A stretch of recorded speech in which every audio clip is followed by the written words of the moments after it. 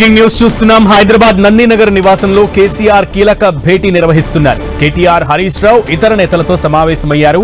ఈ సమావేశంలో కీలక అంశాలపై కేసీఆర్ చర్చిస్తున్నట్లు తెలుస్తోంది.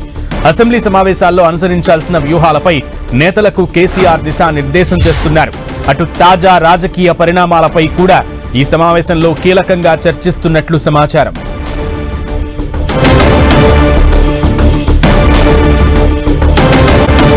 హైదరాబాద్ నందినగర్ నివాసంలో కేసీఆర్ కీలక భేటీ నిర్వహించడం ఇప్పుడు రాజకీయ వర్గాల్లో తీవ్ర చర్చనీయాంశంగా మారుతోంది. సో ఎటువంటి ప్లాన్ ఆఫ్ యాక్షన్ కి బీఆర్ఎస్ సిద్ధమవుతోంది, అధినేత ఎటువంటి డైరెక్షన్స్ ఇస్తున్నారు నేతలకి అనే దానికి సంబంధించి పూర్తి సమాచారం మా ప్రతినిధి కరుణాకర్ అందిస్తారు. కరుణాకర్. సునీల్, కాసేపటి క్రితం నందినగర్ నివాసంలో బీఆర్ఎస్ అధినేత మాజీ ముఖ్యమంత్రి కేసీఆర్ కీలక సమావేశాన్ని ప్రారంభించారు. ఈ సమావేశంలో బీఆర్ఎస్ వర్కింగ్ ప్రెసిడెంట్ కేటీఆర్, మాజీ మంత్రి హరీష్ రావుతో పాటు పలువురు బీఆర్ఎస్ ముఖ్య నేతలు ఈ సమావేశంలో పాల్గొన్న పరిస్థితిని మనం చూస్తున్నాం.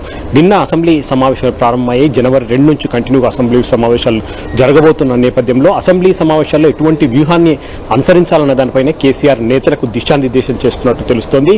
అయితే మొదటి రోజు అసెంబ్లీ సమావేశాలకు హాజరై కాసేపు ఉండి వెళ్లిపోయిన కేసీఆర్ జనవరి 2 నుంచి ప్రారంభమయ్యే అసెంబ్లీ సమావేశాలకు హాజరవుతారా లేదా అన్నది కొంత రాజకీయ వర్గాల ఉత్కంఠ నెలకొన్న పరిస్థితిని మనం చూస్తున్నాం. ఇటువంటి నేపథ్యంలో ప్రధానంగా అసెంబ్లీ సమావేశాల్లో కృష్ణా గోదావరి జలాల పంపిణీ హక్కులతో పాటు పాలమూరు రంగారెడ్డి ఎత్తిపోతల పథకంపై ప్రధానంగా చర్చించాలని చెప్పి ఇప్పటికే అసెంబ్లీ ఎజెండాలో చేర్చారు. కాబట్టి ఈ సబ్జెక్టుపై చర్చించే సమయంలో ఎటువంటి వ్యూహాన్ని అనుసరించాలి, 10 ఏళ్ల బీఆర్ఎస్ పాలనలో ఈ కృష్ణా గోదావరి జలాల హక్కుల కోసం కావచ్చు, లేకపోతే పాలమూరు రంగారెడ్డి ఎత్తిపోతల పథకానికి ఎన్ని నిధులు కేటాయించారు, ఇటువంటి కీలక అంశాలను ఎప్పుడు లేవనెత్తాలన్న దానిపైనే కేసీఆర్ ప్రధానంగా ముఖ్య నేతలందరికీ కూడా దిశానిర్దేశం చేస్తున్నారు. కాబట్టి ప్రభుత్వం ఏదైతే బీఆర్ఎస్ హయాంలో కృష్ణా గోదావరి జలాలు కావచ్చు, పాలమూరు రంగారెడ్డి ఎత్తిపోతల పథకానికి కావచ్చు పూర్తి స్థాయిలో నిర్లక్ష్యం చేసిందని చెప్పి వైపు కాంగ్రెస్ ఆరోపిస్తుంటే, మరోవైపు బీఆర్ఎస్ మాత్రం కృష్ణా జలాలను ఆంధ్రప్రదేశ్కు తరలించే కుట్ర జరుగుతోంది, ఏపీ సీఎం చంద్రబాబుకు రేవంత్ రెడ్డి సహకరిస్తున్నారని చెప్పి కేసీఆర్ చాలా స్పష్టంగా ఆరోపణలు గుప్పించారు. దాంతోపాటు 2 ఏళ్లలో పాలమూరు ఎత్తిపోతల పథకానికి ఒక్క పైసా కూడా కేటాయించకుండా ఒక పని కూడా ప్రారంభించలేదని చెప్పి కూడా బీఆర్ఎస్ అధినేత కేసీఆర్ ఆరోపిస్తున్నారు. కాబట్టి ఇటువంటి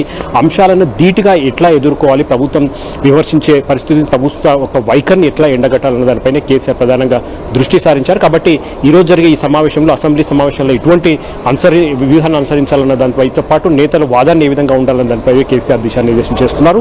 చివరిగా కేసీఆర్ మళ్ళీ జనవరి 2 నుంచి జరిగే అసెంబ్లీ సమావేశాలకు హాజరు అవుతారా లేదా అన్న దానిపై కూడా కొంత క్లారిటీ వచ్చే అవకాశం కనిపిస్తుంది. సునీల్, రైట్. అయితే ఈసారి అసెంబ్లీ సమావేశాలు 15 నుంచి 20 రోజుల పాటు నిర్వహించాలి అని చెప్పి బీఆర్ఎస్, బీజేపీ 2 పార్టీలు కూడా డిమాండ్ చేసినటువంటి పరిస్థితి. సో ఆ విజ్ఞప్తి చేసిన మేరకు మరోసారి బీఎస్సీ సమావేశం కూడా నిర్వహిస్తారన్నట్లుగా కూడా వార్తలు వస్తున్నాయి. ఒకవేళ ఎక్కువ రోజులు గనక నిర్వహిస్తే ఈసారి కేసీఆర్ తప్పకుండా అసెంబ్లీకి వెళ్లే అవకాశం ఉంటుందా? కీలకంగా ఈ నీటి పంచాయతీకి సంబంధించి ప్రధానంగా అధికార పక్షాన్ని బాణాలతో ఎక్కుపెట్టి సంధించే అవకాశం ఉన్నట్లుగా తెలుస్తోంది. సో అక్కడ వర్గాలు ఏం చెప్తున్నాయి, బీఆర్ఎస్ నాయకులు ఏం చెప్తున్నారు? ఖచ్చితంగా ఈసారి అసెంబ్లీ సమావేశాలు కాస్త వాడివేడిగా జరిగే అవకాశం కనిపిస్తుంది. అందులో ప్రధానంగా నదీ జలాల పంపకాలు కావచ్చు, హక్కుల విషయం కావచ్చు, పాలమూరు రంగారెడ్డి ఎత్తిపోతల పథకం విషయం కావచ్చు, ఈ అంశాలన్నీ కూడా కీలకంగా చర్చించే అవకాశం కనిపిస్తుంది. కేసీఆర్ ఖచ్చితంగా అసెంబ్లీకి వస్తారన్న చర్చ జరుగుతుంది. బీఆర్ఎస్ పార్టీ నేతలు కూడా అదే సమాచారం ఇస్తున్నారు. ఎందుకంటే స్వయంగా ముఖ్యమంత్రి రేవంత్ రెడ్డి కేసీఆర్కు సవాల్ విసిరారు. పాలమూరు రంగారెడ్డి ఎత్తిపోతల పథకం కావచ్చు, కృష్ణా గోదావరి జలాల పంపిణీ హక్కులు కావచ్చు, వీటన్నిటిపైన చర్చించాలంటే ఖచ్చితంగా కేసీఆర్ అసెంబ్లీకి రావాల్సిందే. అసెంబ్లీకి వస్తే ఏ అంశంపైన చర్చించేందుకు సిద్ధంగా ఉన్నామని చెప్పి రేవంత్ రెడ్డి కేసీఆర్ కు సవాల్ విసిరారు. కాబట్టి ఖచ్చితంగా కేసీఆర్ ఆ సవాల్ను స్వీకరించారన్నట్టే తెలుస్తోంది. ఎందుకంటే మొదటి రోజు అసెంబ్లీకి వచ్చారు, దాదాపు 9 నెలల తర్వాత కేసీఆర్ అసెంబ్లీకి నిన్న వచ్చారు. ఇక జనవరి 2 నుంచి జరిగే అసెంబ్లీ సమావేశాలు కూడా కేసీఆర్ పాల్గొనే అవకాశం చాలా స్పష్టంగా కనిపిస్తుంది. ఎందుకంటే కేసీఆర్ కు ముందు నుంచి కూడా కృష్ణా గోదావరి జలాల విషయంలో కావచ్చు, లేకపోతే పాలమూరు రంగారెడ్డి ఎత్తిపోతల పథకం విషయంలో కావచ్చు పూర్తి అవగాహన ఉంది. నీటి పంపకాల విషయంలో సమైక్య ఆంధ్రప్రదేశ్లో ఏం జరిగింది, 10 ఏళ్ల తెలంగాణ బీఆర్ఎస్ పాలనలో ఏం జరిగింది, ఇప్పుడు 2 ఏళ్లలో ఏం జరుగుతుంది, ఇటువంటి అంశాలన్నీ కూడా ఖచ్చితంగా కేసీఆర్ చెప్తేనే అది జనంలోకి బలంగా వెళ్తుందని చెప్పి కూడా బీఆర్ఎస్ పార్టీ భావిస్తుంది. కాబట్టి ఖచ్చితంగా రేవంత్ సవాల్ను కేసీఆర్ స్వీకరించారు. కాబట్టి మొదటి రోజు అసెంబ్లీ సమావేశాలకు వచ్చారు.